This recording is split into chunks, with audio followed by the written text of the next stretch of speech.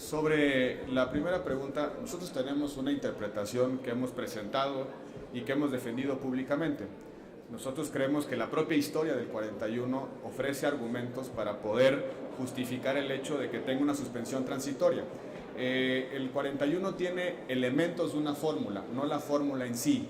Y tan es así, el 41 remata con una frase que es absolutamente incuestionable: la ley determinará la forma en la que se asignarán los financiamientos de los partidos políticos. Y pongámonos en este escenario: ¿qué pasa si hay una crisis económica de un tamaño verdaderamente relevante en el país?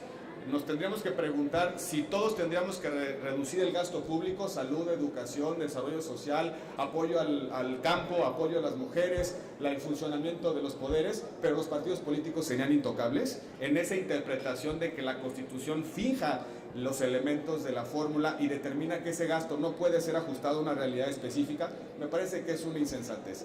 Hay argumentos de fondo para decir que es posible coyunturalmente, a partir de realidad económica y a partir de realidades específicas, establecer una norma transitoria de emergencia. No pasaría nada si, por ejemplo, el día de hoy aprobáramos una ley de partidos políticos que, por ejemplo, actualizara la fórmula y que esta ley entrara en vigor en un tiempo diferente. Por ejemplo, el momento en el que se hace el corte de la unidad de medida de actualización no está determinado en la Constitución. La Constitución no dice que el corte de la UMA es hoy, es ayer, es antier, es un mes anterior, es el promedio anual. Eso lo determina la ley. Por ejemplo, tampoco nos dice cuál es el corte del padrón electoral. No nos dice que sea el corte del día anterior a la emisión del acuerdo por parte del Consejo General. No nos dice que es el promedio anual o el promedio ponderado de los últimos 3 años. Todo eso nos lo dice la ley.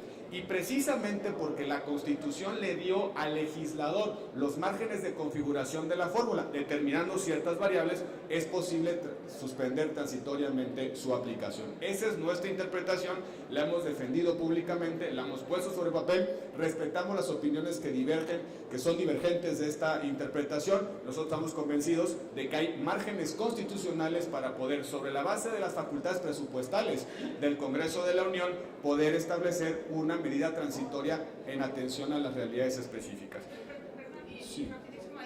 Y en tanto, si se modifica esta ley de partidos considerada fundamental, ¿se puede ya, una vez empezado el proceso electoral en el que ya estamos? La Corte ya ha interpretado la fundamentalidad de las leyes, y solo quiero leer una parte muy específica de lo que ha dicho la Corte sobre el particular. Lo que ha dicho la Corte en la interpretación del carácter fundamental de las normas, en la interpretación ha dicho lo siguiente: en este orden de ideas, si las citadas modificaciones legislativas no son de naturaleza trascendental para el proceso electoral, por ser de carácter accesorio, y aquí viene la frase importante, o de aplicación contingente, su realización dentro del proceso electoral no producirá su invalidez. Es jurisprudencia firme de la Corte, y ahí hay muchas resoluciones en el sentido que han avalado modificaciones legales electorales dentro del plazo del proceso electoral. Por cierto, varias de ellas tienen que ver con prerrogativas de los partidos políticos.